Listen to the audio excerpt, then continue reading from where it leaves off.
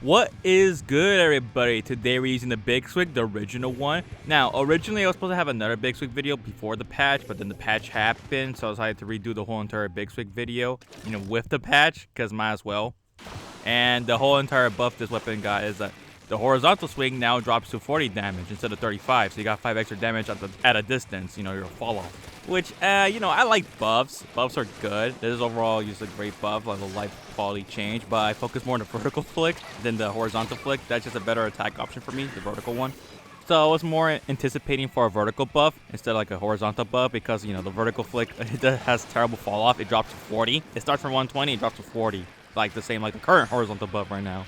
And it's like very narrow, so it requires a lot of aim to use it. So it's like maybe they can make it more wider, make it a little bit easier to do it. Or at least maybe increase the, decrease the fall off, to reward players who actually could aim that thing. Like at least minimum 50, because it's super annoying doing the vertical flick and have to do like 3 times to kill someone. It's like, it has to be like at least 2, come on. But I guess it's more like a painter than a fighter. But, Splash exists. It can do both at the same time and other weapons as well. So I don't know. I think you can do both with this weapon too. And if, you do a little more damage or decrease the fall off, I can see this weapon being going up the tier a bit. But for right now, my whole entire plan is to toss my splash wall, then do vertical flick, for free. And hopefully I get value from there, oppress more with that. Yeah, it's a bit weird. And also, vacuum. I can use that too. I also forgot to mention that vacuum got a buff, and now it should paint the wall and the ground, and whatever you shoot it from.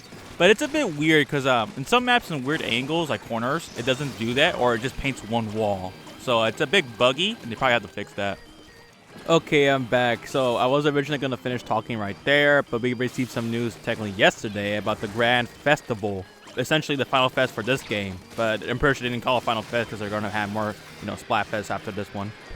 And the theme for the Grand Festival is past, present, future, and each one is represented by an idol group, so people are going to try just like, oh, Cali Mario versus, Pearl Marine or Shiver Big Man. You can treat it, both ways. As for myself, it's a win-win situation because I do like Cali the most, Squisher fan in general right here.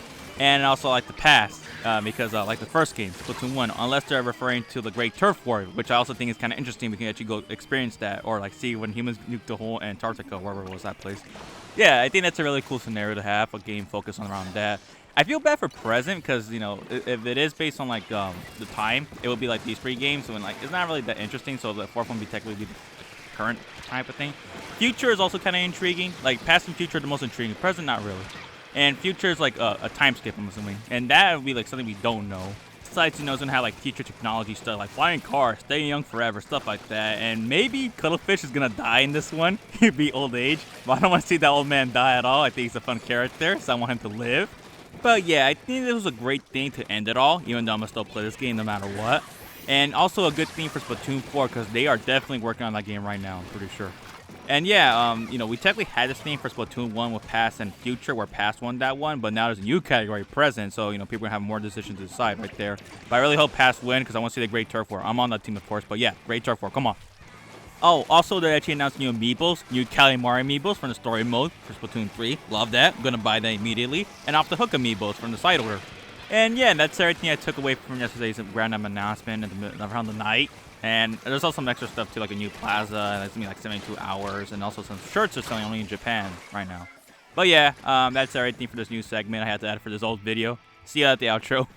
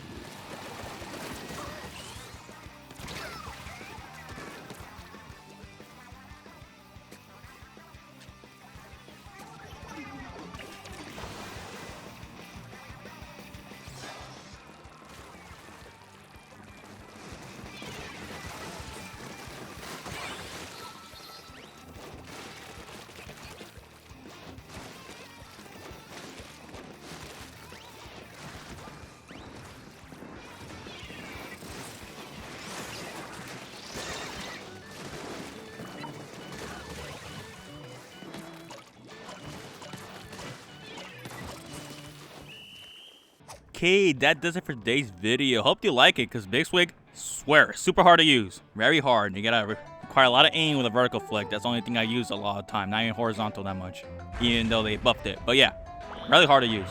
And I appreciate you guys watching the video all the way. It means a lot to me. You can check out my other content down on the channel, or what's recommended soon. This is goodbye. Bye.